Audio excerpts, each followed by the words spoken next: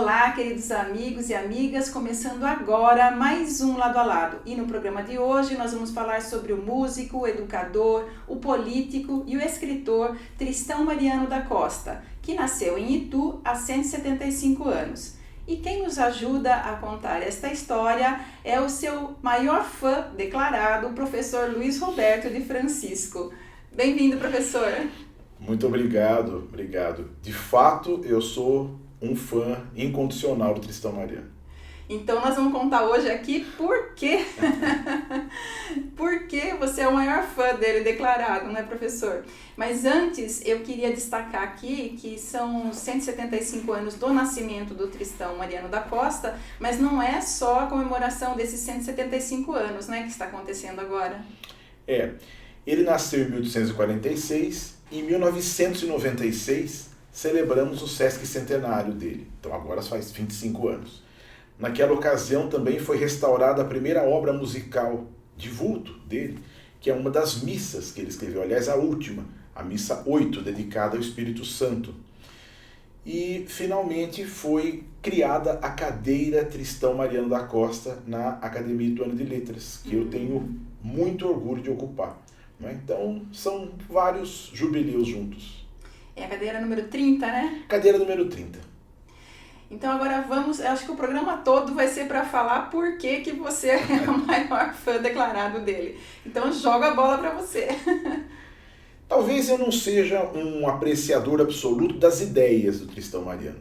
Isso eu disse no momento em que tomei posse na CADIL, quando a gente faz aquele discurso chamado Elogio ao Patrono.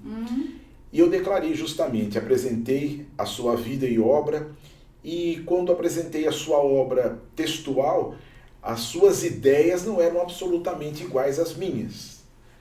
Agora, a sua obra musical é o ponto que nos liga, porque eu imagino que aquele homem tão moralmente correto e tão preso àquelas ideias próprias daquele tempo, de uma parcela da sociedade, né, extravasava através da linguagem musical.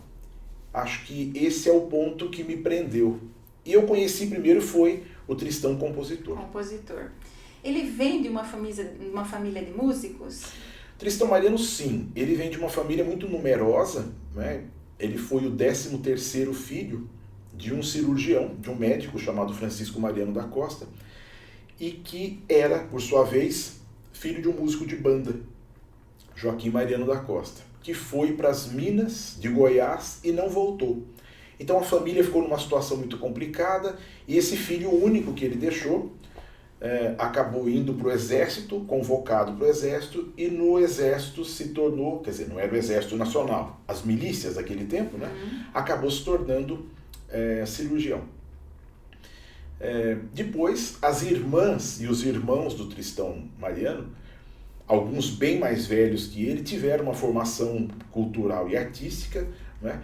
Agora, uma das irmãs dele se casou com Elias Álvares Lobo.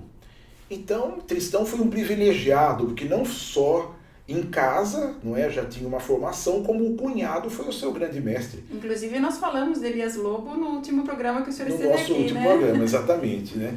Era um músico mais bem formado em Itu e talvez em toda a província de São Paulo, àquele tempo, não houvesse alguém com a formação que teve o Elias Lobo, né? Então o Tristão bebeu dessa fonte e de outras que ainda estão por ser descobertas. E foi aos 26 anos que ele ficou mestre de capela ali na Igreja Matriz. E a maior parte das obras dele desse período? Sim. Tristão Mariano viveu um momento muito bom em que havia em Itu um padre mecenas, Padre Miguel Corrêa Pacheco, que dá nome à Praça Central de Itu, né? Foi o primeiro a incentivar Elias Lobo, foi o primeiro a incentivar Almeida Júnior, foi o que bancou a vinda dos jesuítas para Itu para fundar o Colégio São Luís e as Irmãs São José para fundar o Colégio Patrocínio. Era um homem de uma visão incrível, né? Colocou um relógio francês na fachada da igreja para que todos pudessem se orientar a partir daquele relógio. Comprou um órgão francês para a igreja e com o próprio recurso, ou seja, ele era de uma família abastada, né? Uhum. Acabou criando uma escola de música para a igreja, ou seja, para que o mestre de capela pudesse criar uma sistematização de formação de músicos para a Igreja Católica, né? E assim, o Tristão conseguiu esse posto de mestre de capela, passa a ser o compositor oficial da igreja e tem uma escola de músicos pela qual passou o sobrinho dele, José Mariano, que é um dos grandes músicos desse período, a esposa do Tristão, que era uma cantora que mereceu uma nota no Diário da Princesa Isabel. Olha só! Pois é, Maria Augusta da Costa. O vigário dizia que Maria Augusta tinha a capacidade de chocar o sistema nervoso com a qualidade da sua voz. É uma observação bastante subjetiva, não é? Mas a gente fica imaginando o que seria isso, né? Que pena não haver gravações naquele tempo. E o Assis Pacheco, que foi compositor, todos eles foram alunos do Tristão Mariano da Costa. E aí então ele começa a compor sistematicamente, que era uma das obrigações dele, do trabalho para o qual ele estava contratado. Semana Santa, as missas para as grandes festividades da igreja, aproveitando também parte da obra de Elias Lobo, né?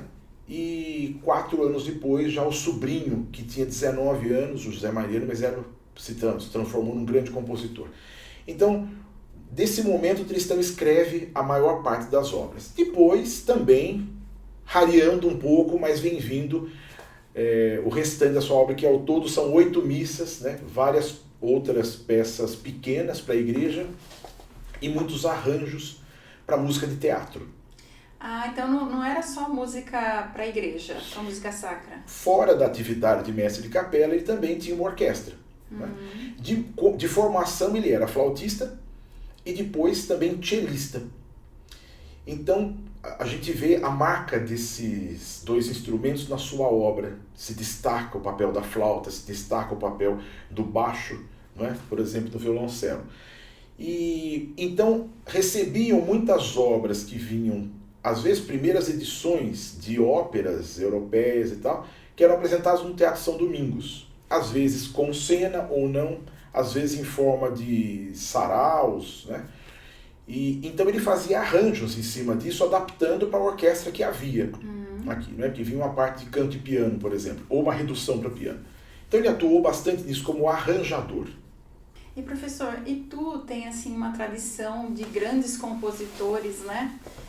Musicais aí, e inclusive a gente já teve a oportunidade de falar de alguns, tanto nesse programa aqui como em outros programas. Para você, que é o maior fã do Tristão Mariano da Costa, qual é o diferencial da obra musical do Tristão Mariano da Costa? Cada um a seu tempo. Padre Jesuíno, Miguel Dutra, que nós descobrimos agora por último, né? Ficamos bastante encantados com a obra dele. Elias Lobo, que é o nome supremo da música, Tristão Mariano, José Mariano. O Tristão talvez tenha sido, dentre eles, o que mais absorveu o modelo italiano da ópera. Então a música do Tristão Mariano é muito simples, harmonicamente, mas ela tem uma linguagem que é arrebatadora, é cativante. Sobretudo para um país como o nosso, que absorveu não muito bem as novidades da música erudita, da música de concerto, não é? Então, os compositores que vêm depois, acho que o maior no Brasil, Villa-Lobos, né, que tem uma linguagem de música já com dissonâncias e tal. Então, o Tristão Mariano acaba ficando assim como uma linguagem que marcou e fica o belo para nós, assim, né, ainda para as últimas gerações do século XX, mais aceitável, mais interessante, mais palatável. Ele é muito elaborado, apesar de uma harmonia, né, não ousada, assim. De todos eles, né, eu gosto muito da música do Tristão. E professor, o Tristão Mariano da Costa, ele conciliava a vida musical com a vida educacional, né? Porque ele foi professor, né? É verdade que ele chegou a ter um colégio em Itu? Sim. Então, a primeira questão é que ele também foi professor de música. o que era uma coisa comum naquele tempo, né? Os músicos viviam muito mais de educação do que de concerto, né? De ensinar, né? Como até hoje. E ele foi professor de música no Colégio São Luís, que devia ser um emprego muito interessante, porque a instituição pagava muito bem, né? E ele tinha a garantia dessas aulas. Bom, então ele era um professor auxiliar de música, porque os professores mesmos eram os mestres jesuítas italianos, não é? Então ele devia ali trabalhar com coro, orquestra e banda. Depois, ele deu continuidade a uma atividade que o irmão mais velho dele tinha, que era o de professor, de mestre-escola, não é? Naquele tempo não existiam os grupos escolares. A escola que tem a seriada com diretor, com planejamento que vem do Estado e tal. Então, cada um tinha a sua própria escola, ainda no modelo das escolas régias do tempo do Marquês de Pombal. Isso não se modificou no Brasil, mesmo independente. Não houve uma estrutura nova, só a República que trouxe isso. Aliás, o Tristão Mariano estava no grupo que criou a primeira escola desse modelo, chama-se Escolas Reunidas, de grupo escolar no estado de São Paulo, uma das primeiras do Brasil. O Tristão era vereador, ele é um pioneiro nesse sentido. Mas, fora desse contexto, não é, ele continuou o trabalho do irmão, tendo a própria escola. Então, o irmão dele tinha uma escola chamada Externato José Mariano, e ele criou o Externato Tristão Mariano. Né? Esse externato funcionava na casa dele, na Rua de São Francisco, número 11, hoje Barão de Itaim, quase em frente à Câmara Municipal, esquina Corfoliano Peixoto. Então ali tinha uma sala grande na frente, com as carteiras, então diariamente vinham os alunos, meninos e meninas, né, que ele educava essa primeira educação, que seria para nós o Fundamental 1, né, alfabetização. Os mais antigos, o curso primário, né, da primeira à quarta série, como se chamava antes, né, do primeiro ao quinto ano hoje. E preparava os meninos para irem ao Colégio São Luís, ingressarem no ginásio.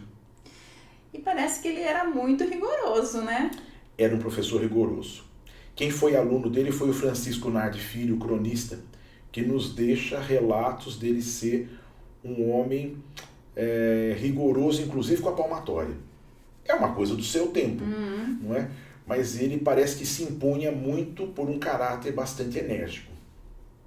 Essa coisa dele ter lançado essa ideia de uma semente de grupo escolar é muito legal de saber, viu, professor? Porque eu não imaginava, eu estava lendo, né, preparando a entrevista e me dei com essa informação, né, de que ele teria lançado a semente dos grupos escolares no estado, né? O grupo escolar Queiroz Teles, que primeiro se chamou Escolas Reunidas Queiroz Teles, né, criada em Itu em janeiro de 1893. Né? É uma iniciativa de alguns professores, entre eles o Tristão, em parceria com a Câmara Municipal de Itu, que governava a cidade, não existia prefeito naquele tempo, né? E com esses moços ilustrados que viviam em Itu, que tinham estudado fora. Né? Um deles traz esse modelo da Bélgica. E aí depois o próprio governo do estado vai assumir, criando um grupo escolar em São Roque, Bernardino de Campos, depois o grupo Cesário Mota em Itu. Então são as três primeiras instituições mais organizadas nesse sentido, né? E o Tristão Mariano está nesse grupo. E professor, Tristão tinha essa ligação com a música, com a educação. O que levou Tristão para o mundo da política? Ele vinha de uma família de tradição também política, né? O pai dele tinha sido vereador, né, em Itu, e em algum momento ele começa a se manifestar através, né, de periódicos da cidade a respeito de ideias políticas. Né? Ele era um intelectual. Daí para a militância foi entrar no Partido Republicano. Então, o primeiro mandato dele como vereador em Itu, não é? Em 1883, ele está num grupo majoritariamente liberal e ele um republicano católico, de um grupo de maioria anticlerical. Então, ali é o primeiro debate, né? ou melhor dizendo, primeiro embate dele, né, de ideias. Talvez ele se sentisse, né, no papel de, como intelectual, levantar as bandeiras que ele considerava importantes, né? Então, ele integra essa Câmara de 83, depois, né, outras duas na República. 3 vezes vereador. 3 vezes vereador, não chegou ao fim de nenhum mandato. Nenhum dos 3? Nenhum dos 3, né? O primeiro, ele precisou se mudar de Itu temporariamente porque foi lecionar em Jaú, numa escola, numa fazenda em Jaú. Devia ser uma oportunidade, né, para quem já casado, os filhos vêm nascendo, a dificuldade, né, daquele tempo. Ele ainda não tinha escola. Então, ele, em 83, né, ele vai para Jaú, então ele tem que abandonar a vereança, né? E depois, no segundo mandato, já na República, o enfrentamento dele com a Câmara chega às raias da disputa ideológica muito grave, né? O enfrentamento pelos jornais é muito agressivo, né? Havia um jornal em Itu chamado República, do Afonso Borges, que era muito agressivo com ele. E ele acabou renunciando e se mudou para Piracicaba. E ficou lá 6 anos, né? Ele ficou 6 anos. Eu imagino também que tenha criado a oportunidade dos filhos estudarem. Por quê?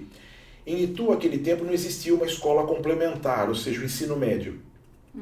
Então ele foi para Piracicaba para que os filhos pudessem estudar mais. Veja, é uma família de pessoas que tiveram formação, né? O pai foi cirurgião, médico, né? Os irmãos foram professores, diretores de escola e tal. E ele também imprimiu essa missão, ou essa profissionalização em torno de uma atividade intelectual para os filhos, né? Então, tanto o Tristão Júnior, que é compositor, era compositor também, como o Luiz Gonzaga da Costa, foram professores, né, regulares, assim, que tiveram essa formação. Piracicaba proporcionou isso. Professor, você falou aí que ele entrava em muitas discussões, né, embates na Câmara. Por quais causas Tristão lutava?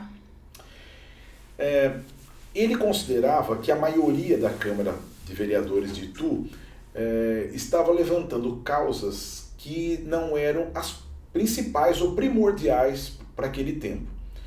Por exemplo, a organização de um cemitério extramuros, que é o cemitério municipal de Itu, né? Em 1884. Antes não existia esse cemitério municipal, havia vários cemitérios na cidade, não é? Que eram das Irmandades e tal. Então foi criado um cemitério extramuros. Agora, na lei de criação do cemitério ficou um item que proibia o enterramento em outros lugares. Isso incomodava muito ao Tristão católico pensar que os padres não podiam ser enterrados na igreja como era costume. Não é? Também o local do matadouro público que estava sendo organizado incomodou muito, porque era um local urbano, e ele achava, pelo contrário do cemitério, que deveria estar num lugar mais distante do centro da cidade, né? E ele dizia, enquanto isso, o sistema de distribuição de água em Itu é deficitário e ninguém diz nada, né? Problema eterno. Então, são essas causas que incomodam, às vezes morais, e às vezes revelam que ele defendia ideias de um grupo, não é, que talvez tenha sido o eleitor, não é, dele e que, enfim, o incomodava. Talvez no segundo mandato o que tenha ficado mais evidente seja a questão dos dobres de sino.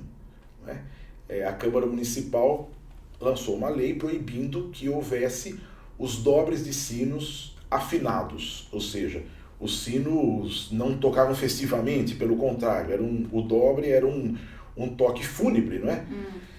Isso incomodou muito o Tristão Mariano, porque a igreja tinha a precedência do uso dos sinos, né, como fosse e tal, e não havia nada na Constituição do Império e nem da Nova República que proibisse.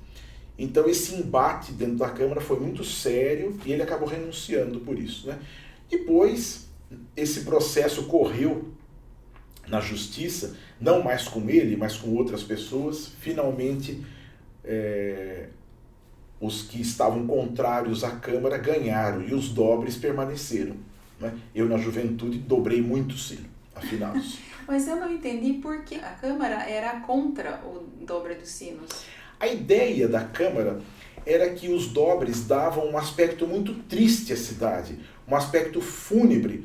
E eles, a maioria liberais, maçons, com ideias de progresso, diziam que a cidade tem que ter, né, um aspecto mais dinâmico, não essa característica tão pesada, tão fúnebre, que na imagem, né, a imagem que eles criaram da cidade parecia ser. Então, enquanto os dobres representavam um conservadorismo, esses liberais, né, chamavam para um mundo de progresso. E aí esse embate muito sério, grave para aquele tempo, né? Uma causa que parece para nós hoje prosaica, não é? Mas era uma questão importante. Mas os dobres venceram. Os dobres venceram. Professor, vamos falar agora do Tristão escritor, né? Que tem a cadeira 30 na CADIL, né? Então ele tem muito peso, a cadeira que você ocupa.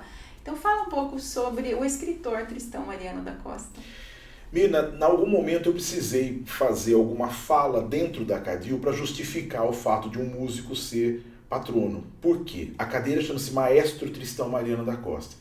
Então o que fica para nós é uma obra musical, né? Que eu tenho, junto com o Coral Voz de Tu, o orgulho de ter restaurado, recuperado essa obra ao longo desses 25 anos, né? E depois o Museu da Música assumiu essa parceria com o coral. Bom, ao longo do tempo, nós conseguimos identificar 3 conjuntos de obras do Tristão.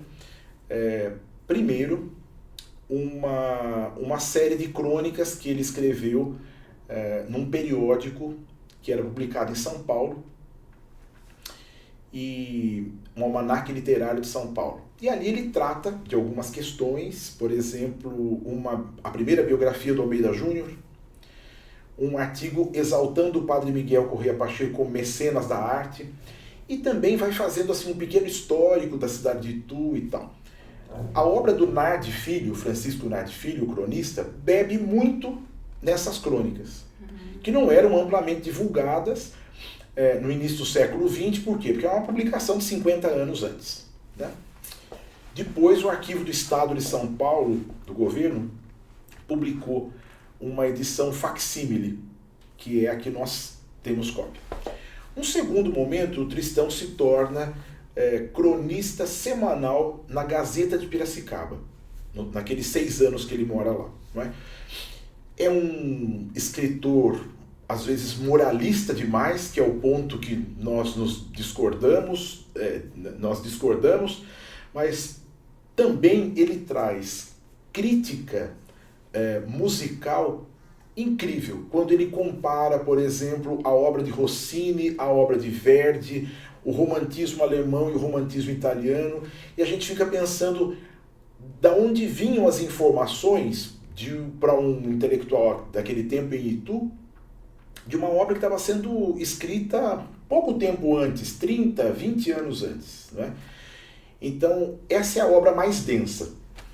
E no fim da vida, também publicada, a obra Crônicas no Jornal Federação. O Jornal Federação é de 1905. Então, a partir daí nós temos o Tristão escrevendo sobre pessoas de Itu, mas muito memórias. É o primeiro biógrafo do Padre Bento Dias Pacheco também. Reproduzimos no bicentenário do Padre Bento, na revista da CADIL, né, essa crônica. E então esse conjunto, né, revela um intelectual interessante, que escreve muito bem, né, que tem lá suas ideias e tal. Por último, fora desse contexto, o Nardi Filho cita em vários momentos da sua obra umas memórias dele sobre a história do Colégio São Luís. Finalmente, nós conseguimos encontrar no arquivo do colégio, numa pesquisa lá em São Paulo, uma cópia que foi publicada pelo Museu da Música em 2017, que é a história do Colégio São Luís em Itu. Quer dizer, o colégio estava fazendo 150 anos, publicamos, né, esse texto.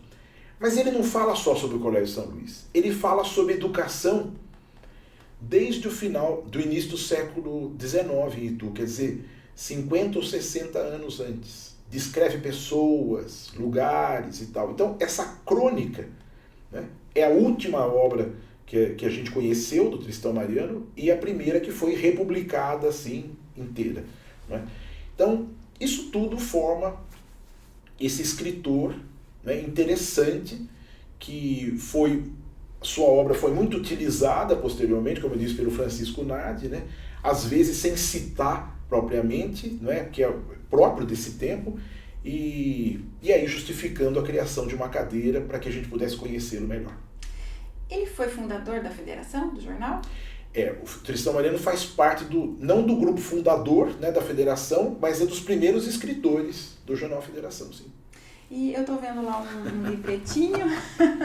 Isso eu trouxe para você. São 2 publicações. A primeira é um opúsculo, como se dizia naquele tempo, sobre o Tristão Mariano, que foi lançado há 25 anos em parceria com a Câmara Municipal de Itu. Ainda tem alguns exemplares.